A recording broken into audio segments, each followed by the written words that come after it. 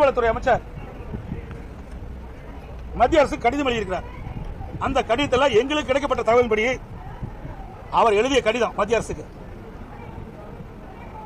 மத்திய சுரங்கத்துறை அமைச்சருக்கு எழுதிய கடிதம் நீர்வளத்துறை அமைச்சர்.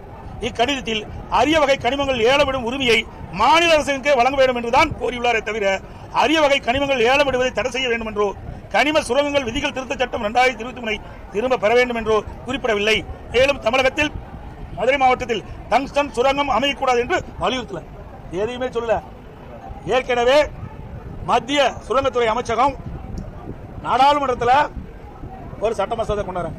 அப்போ அரிய வகை கனிமங்களை மத்திய அரசே குத்தகை கொட வேண்டும் தான், மத்திய அரசாங்கமே அந்த உரிமத்தை வழங்க வேண்டும் என்று தான் இந்த சட்டம் நிறைவேற்றப்படுது. அதை மாநில அரசு கேட்குது, அதுக்கு தான் கடிதத்தில் குறிப்பிட்டிருக்காங்க. ஆனால் இதையெல்லாம் திரித்து மக்களிடத்தில் குழப்பத்தை ஏற்படுத்தி இவர்கள் செய்த தவறை மறைப்பதற்காக எங்கள் மீது அம்மாண்டமான குற்றச்சாட்டை முதலமைச்சர் வலைதளமாக